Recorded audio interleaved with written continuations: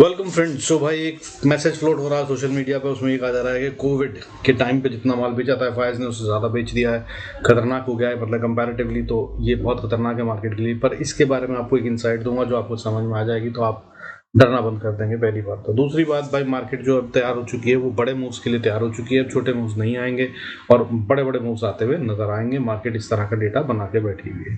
तीसरी बात, अभी जो है ना भाई, इंपॉर्टेंट लेवल्स हैं उनके ऊपर ही ट्रेड कीजिए और मार्केट अभी सेल ऑन राइज की नहीं रही है। नंबर्स क्या हैं उनकी हम बात करेंगे। शुरू करते हैं आज का वीडियो।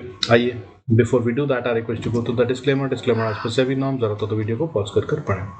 तो भाई अब ये सेल ऑन राइज की मार्केट नहीं है। मार्केट में मैंने बताया था 850 24,850 का लेवल दिया था। निफ्टी इसको जब तक पार नहीं करता, क्योंकि इसने ब्रीच कर दिया था थर्सडे को, तो मैंने कहा था कि जब तक ये इसको पार नहीं करता, क्लोजिंग नहीं देता, तब तक ये सेल ऑन राइज की मार्केट है। लेकिन अब ये इसके खासा ऊपर आ चुकी है और अब फ्यूचर की अगर बात करें तो 24,965 पे क्लोज हुआ है। तो ये अब बाय ऑन डिप्स की मार्केट हो गई है। हालांकि है बहुत ट्रिकी, याद रखिएगा, अभी दोनों तरफ का खेल बाकी है। लेकिन अब कैसे करें ट्रेड? तो भाई फ्यूचर के अंदर में आपको क्या इंपॉर्टेंट लेवल है वो चारों इंडाइसेस का बता रहा हूं। निफ्टी का इंपॉर्टेंट लेवल 24,830 मान लीजिए। जब तक ये इसको तोड़कर नीचे क्लोज नहीं करता, और ये फ्यूचर की बात कर रहे हैं, तब तक ये भाई अब आप बाय ऑन डिप्स करने की कोशिश करिए। अभी कहां पे है? 24,965 पे। बैंक निफ्टी अभी कहां पे है? फ्यूचर 52,361 और इंपॉर्टेंट लेवल जो बनता है वो है 51,975 या 970 मान के चलिए। ठीक है, 5-10 पॉइंट ऊपर नीचे कोई दिक्कत नहीं है। बैंक निफ्टी तो खैर इनफैक्ट 20-25 पॉइंट भी हो जाता है, तो थोड़ा मार्जिन रख के चलिएगा, एकदम से मत जंप करिएगा। तो खैर अब ये हो गया इसका लेवल। अब मिड कैप निफ्टी फ्यूचर की बात करें तो भाई इसका इंपॉर्टेंट लेवल है 13,050। ये अभी कमजोरी में है। अभी कहां पे है? ये 13,006 है। इसको अगर बाय करना है तो we have to wait till it cross 13,050, और अगर गैप अप होता है और इसके आसपास ओपनिंग होती है तो और भी सावधान रहिएगा, क्योंकि ये फिर साइडवेज जा सकता है और खतरनाक ढंग से फंसा सकता है। मंडे को है इसकी एक्सपायरी। फिर निफ्टी का इंपॉर्टेंट लेवल अभी क्या हो गया है? 23,736 इंपॉर्टेंट लेवल। और अभी कहां पे है ये? अभी ये है 23,681 पे, यानी कि इसको भी और ताकत लगाने की जरूरत है to get into buy on dips. अभी मिड कैप फ्यूचर और फिर निफ्टी फ्यूचर जो हैं वो अभी बाय ऑन डिप्स नहीं हुए हैं। क्या है इंपॉर्टेंट लेवल मैंने आपको बता दिया, जरूरत तो रिवाइंड करके देख लीजिएगा। अभी 23,681 पे है। 736 को पार कर ले, जो कि बहुत दूर नहीं है, 50 पॉइंट, और बैंक निफ्टी का चलता है तो वो इसको आराम से पार करवा देगा, तभी बाय करना बनता है। अदरवाइज ये दोनों में कमजोरी आ रही है और इसमें कमजोरी आ नहीं रही है, ये दिख रही है। कारण क्या है कि क्योंकि ये वाली वीकली एक्सपायरीज खत्म होने वाली हैं और इसके तहत में ये लोग यहाँ पर से गायब हो रहे हैं। ठीक है, so that's why this impact is probably showing up. क्योंकि डेटा क्या कह रहा है उसकी बात करें तो देखिए, डेटा ये कह रहा है कि मार्केट में अभी एफआईआईएस भयंकर रूप से सेलिंग कर रहे हैं। ये बिल्कुल ठीक है। सोशल मीडिया पे क्या मैसेज चल रहा है? कोविड से ज्यादा सेलिंग कर दी है भाई, मार्केट गिर जाएगी। भाई अब एक बात समझिए, आपने 1 तोला सोना खरीदा, ठीक है? 1 तोला सोना कितने में खरीदा? आपने खरीदा था 2014 में। तो 2014 में कितने का खरीदा था आपने? आपने खरीदा था, समझिए कि 25,000 रुपए का। अब 25,000 रुपए का आपने खरीदा था, ठीक है, 2014 में, तो 2024 में आके आपने बेच दिया 50,000 रुपए का। तो क्या आपने ज्यादा बेच दिया? नहीं दोस्त, क्योंकि जब आपने 25,000 रुपए का 2014 में खरीदा था तो वो आपने 1 तोला खरीदा था, और अभी 75,000 रुपए में 1 तोला चल रहा है। 2024 आ गया है और उसके बाद अगर आपने 50,000 भेजा है तो आपने 1 तोला में से अभी भी माल रख लिया है। So that's how you need to look at it. Covid के टाइम पे मार्केट थी कहां पे यार? उस समय पे अगर उन्होंने 74,000 करोड़ का माल बेचा था तो भाई वो एक अलग बात थी।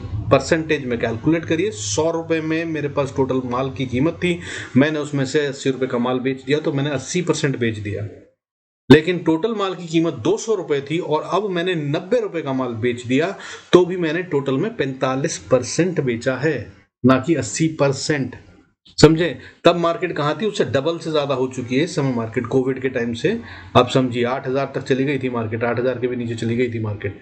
आज हम 24,000 के ऊपर सिक्योर्ड बैठे हैं, 26,000 को छू के आए हैं, 25,000 से खेल रहे हैं। तो आप भाई कंपैरिजन देख लीजिए। तो ठीक है, so don't compare that data. वो सोशल मीडिया पे जो मैसेज चल रहा है वो बरगलाने वाला है, किसी ना समझ का है। Please don't look at data that way, वो राइट वे नहीं है। तो अब बात करते हैं असली डेटा क्या कह रहा है। देखिए असली डेटा कह रहा है कि एफआईएस सेलिंग कर रहे हैं और बड़ी सेलिंग कर रहे हैं। इस हफ्ते इन्होंने क्या करा है, 21,823 करोड़ की सेलिंग करी है इन्होंने, जिसमें से फ्राइडे को इन्होंने 5,485 करोड़ की सेलिंग करी थी। ठीक है, और लगातार पूरा हफ्ता इन्होंने सेलिंग करी है, रोज करी है 3,000, 4,000, 5,000 की सेलिंग रोज लगभग। ठीक है, सबसे बड़ी सेलिंग थर्सडे को करी थी 7,421 करोड़ की। अब इसको देखिए, टोटल में 21,823 करोड़ की सेलिंग करी है इन्होंने। पिछले हफ्ते कितनी करी थी पता है आपको? पिछले हफ्ते इन्होंने 27,674 करोड़ से ज्यादा की सेलिंग करी थी, और अब इस बार 21,800, 22,000 मोटा मोटा, और वहां पे 27,600। तो आप समझिए कि सेलिंग कम हो रही है। ठीक है, इससे पिछले हफ्ते कितनी करी थी? 40,511 करोड़ की। तो 40,511 करोड़, फिर 27,674 करोड़, फिर 21,823 करोड़। बढ़ रही है क्या सेलिंग दोस्त? आप तो समझदार हैं, डेटा आप देख लीजिए, आपके सामने है।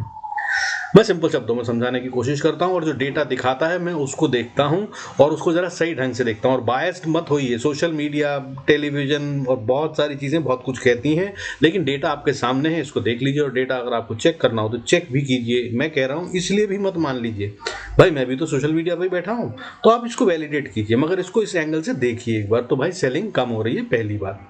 दूसरी बात, बाइंग की अगर हम बात करें तो कौन कर रहा है बाइंग? वो कर रहे हैं DIIs, डोमेस्टिक इंस्टीट्यूशनल इन्वेस्टर्स।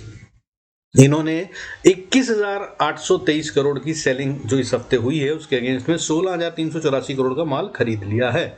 यानी कि टोटल में गायब कितना हुआ, लगभग मोटा मोटा देखें तो 5,500 करोड़ का। तो वो पब्लिक को चिपकाया गया, और ये है खतरनाक बात, बिल्कुल सही है। लेकिन अब ये पलटता हुआ नजर आएगा, क्योंकि DIIs शायद अपनी सेलिंग बढ़ाते हुए नजर आएंगे। डेटा कुछ ऐसा कह रहा है, क्योंकि अगर हम वीकली वाइज देखें तो इनका डेटा नहीं बढ़ रहा है। पिछले हफ्ते इन्होंने 31,000 करोड़ से ज्यादा की बाइंग करी थी, उससे पिछले हफ्ते 33,000 करोड़ से ज्यादा की बाइंग करी थी, लेकिन इस हफ्ते इन्होंने 16,384 करोड़ की बाइंग करी है, जबकि इनके पास कैपेसिटी बाकी है। तो इन्होंने कहा कि एफआईएस को खेल लेने दो, और जो अच्छे शेयर हैं हम उन्हीं को खरीदेंगे, थोड़ा टूटने दो। अब अगर ये अगले हफ्ते 30,000 करोड़, 31,000 करोड़ की बाइंग करते हैं, और DIIs जो है 21,000 करोड़ की भी सेलिंग करते हैं, हालांकि इनका पैटर्न तो नीचे गिरता हुआ है, कम होता हुआ है, लेकिन अगर 21,000 करोड़ की भी बाइंग करते हैं तो मार्केट ऊपर आ जाएगी। और मैं ये क्यों कह रहा हूं, क्योंकि जैसे मैंने आपको अक्टूबर मंथ के एनालिसिस में बताया था कि भाई हर साल अक्टूबर में मार्केट गिरती है, सावधान रहिएगा। और वो सब कुछ हुआ जो मैंने कहा था, उस वीडियो को भी देख लीजिएगा, आपको थोड़ा कॉन्फिडेंस आ जाएगा। लेकिन अब क्यों कह रहा हूं, दिवाली पे मार्केट हमेशा बेस्ड आउट होती है ऊपर की तरफ में, और वो स्ट्रेंथ के साथ होती है। सो अब भाई रह गया है फाइनल 2 हफ्ते, इसके बीच में तो 1 तारीख को तो नवंबर को दिवाली ही है, और बीच में तो छुट्टियां भी आएंगी। तो भाई कहानी अब कम रह गई है समय की, और वो सब पैसा लगाते हुए नजर आएंगे अगर उनको खरीदना है तो।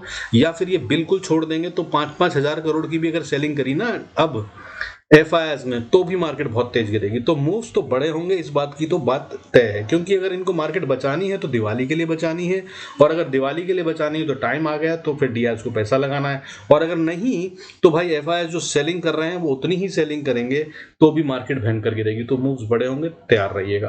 आई होप आपको ये सब समझ में आया होगा। अब बात करते हैं आगे की।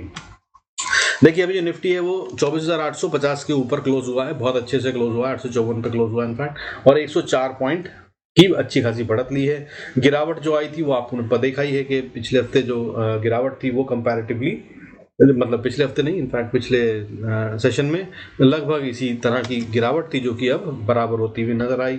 लास्ट सेशन में अगर हम बात करें तो 221 पॉइंट की गिरावट थी निफ्टी में, और वो 104 उसमें से इसने कवर कर लिया। तो 50% कैंडल का इन्होंने रिट्रेस कर लिया, जो कि एक स्ट्रॉन्ग साइन होता है। तो अगर अब इन्होंने इसके ऊपर ले जाकर सेटलमेंट करनी शुरू कर दी तो कहानी हो गई बढ़िया से बाय ऑन डिप। लेकिन अगर 850 के नीचे क्लोजिंग की बात कर रहा हूं दे दी, तो फिर ये फिर से कमजोर हो सकती है। तो अब हम बैठे हैं बॉर्डर पे। अब इसमें स्ट्रेंथ कहां दिख रही है, कमजोरी कहां दिख रही है? तो देखिए एडवांस डिक्लाइन रेशियो की अगर हम बात करें तो इस समय 1183 शेयर ग्रीन में बंद हुए हैं, 1311 शेयर रेड में बंद हुए हैं इन सेंसेक्स। और ये नेगेटिव एडवांस डिक्लाइन रेशियो है। क्यों? क्योंकि बढ़ने वाले शेयरों की गिनती कम है और गिरने वाले शेयरों की ज़्यादा है। हालांकि अगर इसी के पैटर्न को हम देखते हुए चलें तो देखिए इसने पिछले दिन क्या करा था। थर्सडे की अगर हम बात करें तो 584 शेयर्स जो थे वो ग्रीन में बंद हुए थे और रेड में बंद होने वाले शेयरों की गिनती 1907 थी। ये है थर्सडे की बात। तो ये तो बेहतर हो गया भाई, 584 ग्रीन में बंद हुए थे, वो 1183 यानी कि डबल हो गए, तो बाइंग हुई है। वेडनेसडे को क्या था? तो वेडनेसडे को एक मार्केट में ठीक ठाक सा दिन था, कम गिरावट थी। तो उस दिन 1259 शेयर्स ग्रीन में बंद हुए थे और 1250 शेयर रेड में बंद हुए थे। तो 1250 से तो भी हम थोड़ा कम ही है, यानी कि ताकत अभी पूरी तरह आई नहीं है। लेकिन अगर आप बात करें तो 1180 शेयर भी या 1200 शेयर मान के चले तो ये आमूमन नहीं होते हैं। जब अच्छी बाइंग हो रही होती है तभी होते हैं, और इसके बाद अगर ये बढ़ती है तो स्ट्रेंथ में आ जाएगी। अभी ये स्क्रीन दिख रहा है लेकिन अभी हो गया है कुछ, ऐसा नहीं है। तो अभी स्टोरी है बैंक निफ्टी की। अगर हम बात करें तो भाई देखिए इसने इंपॉर्टेंट लेवल छोड़ दिया था, हमने कल की बात करी थी लास्ट वीडियो में। इसने उसको बड़ी ही इज्जत से और स्ट्रांगली कवर कर लिया है। 52,094 पे बंद हुआ है। हम बोल रहे थे कि 52,000 इंपॉर्टेंट है और ये नीचे 51,000 को छूता हुआ नजर आ रहा था, लेकिन इसने तो 52,000 को भी रीगेन कर लिया, पूरी ताकत से कर लिया। और वो भी किस दिन कर लिया? फ्राइडे को कर लिया। ना तो उस दिन इसकी एक्सपायरी है, ना इसमें कोई खेल हो रहा है। मगर कारण क्या है भाई? इसमें तो यही गेम चल रहा है, क्योंकि इसकी भी वीकली एक्सपायरी खत्म होने वाली है, मंथली पोजीशंस को अलाइन करना है। कैलेंडर स्प्रेड एक चीज होती है जो बड़े बड़े आर्बिट्राज और हेजर्स जो हैं, बड़ा बड़ा स्मार्ट मनी, वो उसको यूज करता है। उनकी गेम क्या होती है कि मैं वीकली में उसी ऑप्शन को बेच देता हूं और मंथली में उसको खरीद लेता हूं। तो मंथली में जो है टाइम डीके, जिसे आप थीटा बोलते हैं, वो नहीं होता, वो कम होता है कंपैरेटिवली। मतलब मेरी एक्सपायरी वीकली है, जो 2 दिन बाद एक्सपायर होने वाली है, उसमें जो प्रीमियम है वो बहुत तेजी से इरोड होगा, अनलेस बैंक निफ्टी या जो भी इंडेक्स है वो उतनी ही तेजी से ऊपर बढ़ता हुआ आए और उस लेवल को पार कर जाए, नहीं तो इरोजन होगा। इसको बोलते हैं फंडा ऑफ इंट्रिंसिक वैल्यू। ठीक है, ऑप्शन में ट्रेड करना है तो इंट्रिंसिक वैल्यू को फंडा जरूर समझ लेना दोस्त। और मुझसे समझना चाहते हैं तो कमेंट्स में डालिए। मैंने बहुत सारी चीजें सिखाई हैं आप लोगों को और सिखाना भी चाहता हूं, मुझे कोई दिक्कत नहीं, लेकिन क्योंकि कोई रिएक्शन नहीं आते ढंग से और मुझे नहीं लगता कि बहुत सारे लोग सीखना चाहते हैं, इसलिए I am not wasting time on that. Otherwise I can. तो फंडा जो होता है, खैर आप खुद भी खोजना चाहें तो खोजिए, गूगल पे मिल जाएगा। इंट्रिंसिक वैल्यू का मतलब क्या होता है? तो वो इंट्रिंसिक वैल्यू जो होती है वो वीकली एक्सपायरी में तेजी से इरोड होती है। अगर हम इन द मनी ऑप्शंस में नहीं खेल रहे हैं तो वो सब जो होता है वो प्रीमियम होता है, गुब्बारा फूला हुआ होता है, एक पिन मारते हैं ब्लास्ट हो जाता है। हाउएवर मंथली वाली में टेप लगी होती है, पिन मारोगे तो भी आवाज धीरे धीरे निकलती है। खैर बॉटम लाइन में आगे चलते हैं। तो बैंक निफ्टी ने 52,000 का लेवल जो है वो इंपॉर्टेंट वाला अचीव कर लिया है। 512 पॉइंट टूटा था थर्सडे को, फ्राइडे को 805 पॉइंट उठ गया। और मैंने उस दिन भी बताया था आपको, जब 512 पॉइंट उठा था, कि ये एक दिन गिरता है तो अगले दिन बढ़ता है, 385 पॉइंट समथिंग टूटता है, फिर उसके बाद 500 पॉइंट रिकवर कर लेता है। तो जैसी ऐसी कहानियां चल रही थी। सो वही इसने भी करा। ये असल में कहीं जाने के मूड में नहीं है। और अब आ रहे हैं रिजल्ट्स, बैंक्स के रिजल्ट्स आने शुरू हो जाएंगे सितंबर क्वार्टर के। तो अब यहाँ पर असली खेल यहाँ पर भी शुरू होने वाला है। तो भाई फिर से इंडिकेटिंग दैट बड़े मूव की तैयारी कर लो। ठीक है, अभी रिजल्ट्स आ रहे हैं, वही धक्का मार रहे हैं। बजाज वाला तो आपने देखा ही होगा, बजाज ऑटो ने 2 दिन के अंदर 15% से ज्यादा की गिरावट दिखा दी। कारण क्या था? रिजल्ट। हालांकि अक्टूबर में ये हर बार होता है, मैंने पहले ही बता दिया था। तो अब जो होने वाला है वो आप बैंक्स के रिजल्ट्स के ऊपर नजर रखिएगा, खासतौर पर HDFC bank, ICICI bank, SBI bank और एक्सिस बैंक और कोटक भी हैं हालांकि, लेकिन वो कंपैरेटिवली वेटेज कम रखते हैं निफ्टी की और बैंक निफ्टी की वैल्यूएशन में। बट ध्यान रखिएगा यही है इंपॉर्टेंट बैंक जो अब हिलाते हुए नजर आएंगे। आई होप अभी तक का डेटा आपको समझ में आ गया होगा। एडवांस डिक्लाइन रेशियो मैंने आपको समझा ही दी है, पुराना पैटर्न। अब अगर हम आगे बात करेंगे सेक्टर वाइज की कहानी, तो देखिए इसमें क्या चमत्कार है। इसमें दिख रही है कमजोरी थोड़ी, जो कि ठीक नहीं है। क्या है कारण? देखिए सबसे ज्यादा बढ़ने वाले सेक्टर कौन से थे? सबसे ज्यादा बढ़ने वाला सेक्टर हमारा निफ्टी बैंक था, जो कि 1.57% बढ़ता नजर आया, और ये 800 पॉइंट बढ़ा है, गिरा था 500 पॉइंट। तो ये तो आपको समझ में आ गया। लेकिन अब इसके जो कंपोनेंट हैं उनकी अगर हम बात करें तो भाई प्राइवेट बैंक जो हैं वो बढ़े हैं 1.90%, और इससे पिछले दिन थर्सडे को कितना टूटे थे? ये 1.12%। तो 1.12% टूटे थे और बढ़ गए 1.90%, तो ये तो ताकत है, ये तो अच्छी बात है। जितना गिरे थे उससे ज़्यादा बढ़ गए, तो यहाँ तो बहुत हेल्दी सा दिख रहा है ये।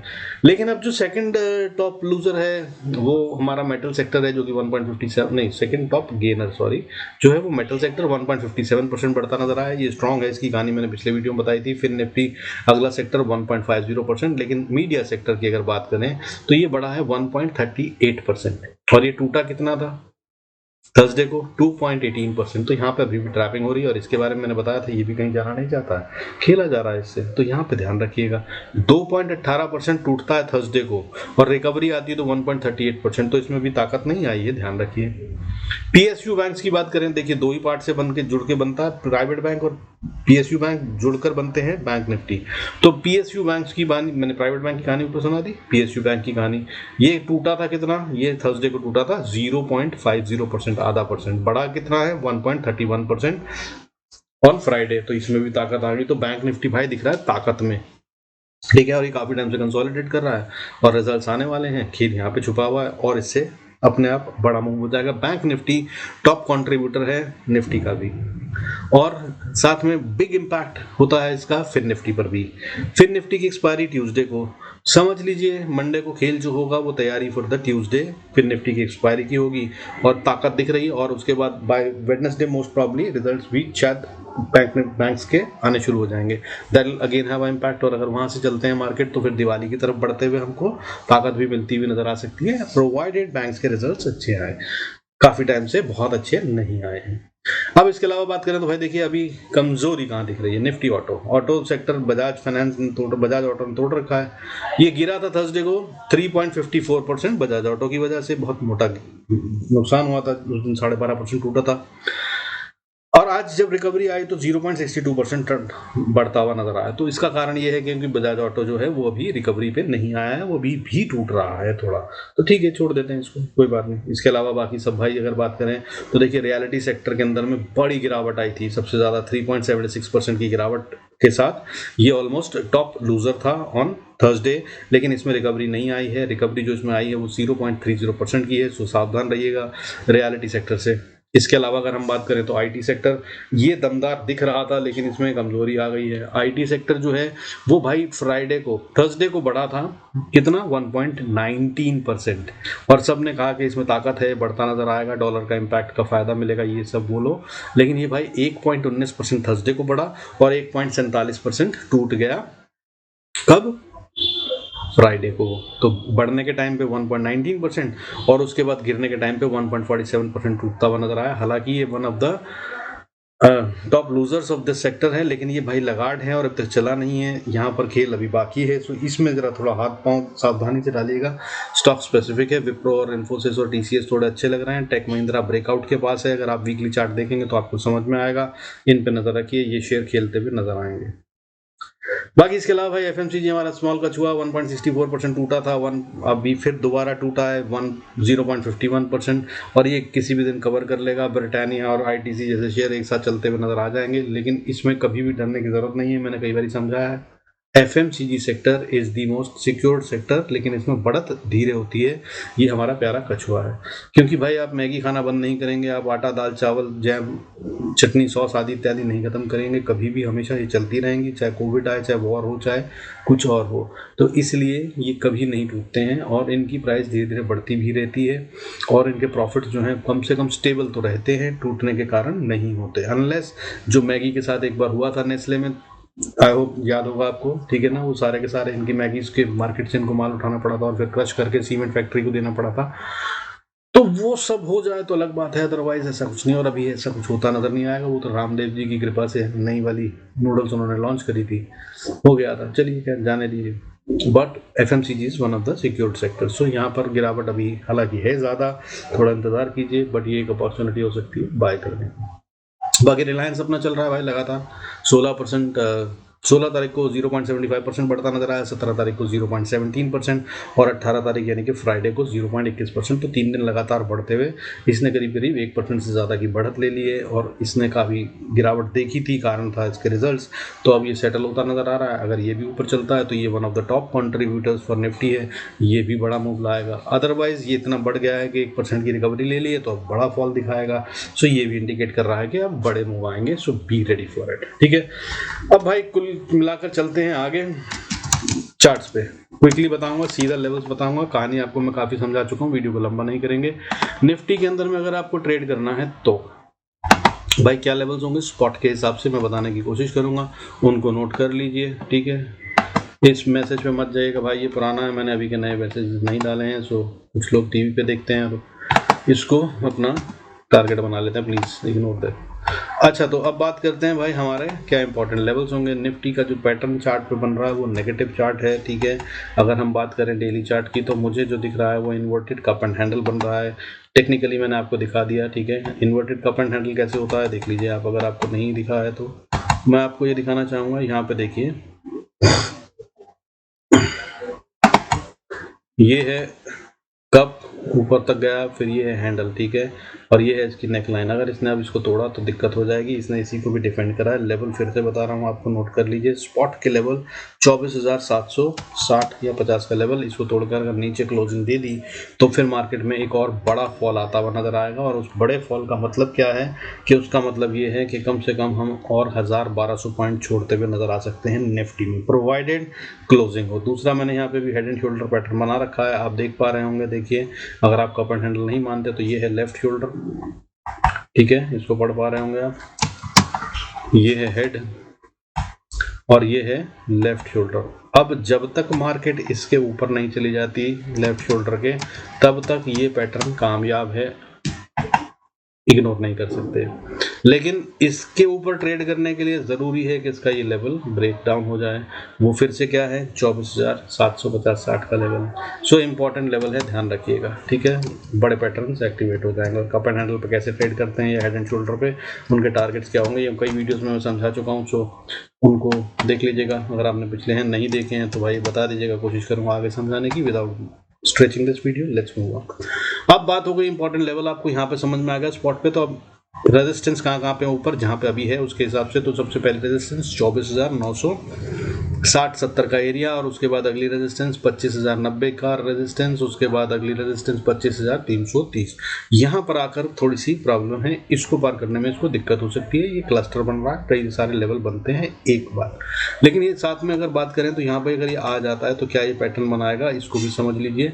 ये बन रहा है यहाँ पर आकर छोटा W, और ये हम बात करें डेली चार्ट पे। सो अगर इसने 350 या 340-50 के ऊपर क्लोजिंग दी तो ये स्ट्रांग हो जाएगा, तब ये अगले लेवल 25,860 के लिए रेडी हो जाएगा, ओपन हो जाएगा। ठीक है, ये होगा ऊपर के लेवल। नीचे की बात करूं तो भाई नीचे का लेवल 24,440, पहली सपोर्ट ये बनती है। हालांकि अगर आप फिर भी दूसरा ढंग से देखना चाहते हैं, थोड़ा और मजबूती से कि एक पहली सपोर्ट किसके नीचे सेल करूं, वो भी सेफ चाहिए, तो 24,680 इसके नीचे आए तभी सेल का सोचिएगा, उससे पहले मत सोचिएगा।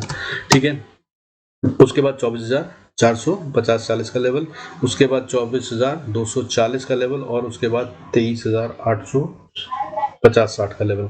और ये है खतरनाक बात। ठीक है, 23,850-60 से 23,780-90 तक का लेवल जो है, ये है भाई खतरनाक। अगर इसको ब्रेक कर दिया तो फिर कहानी में ट्विस्ट है बड़े वाला, और खतरनाक हो जाएगा।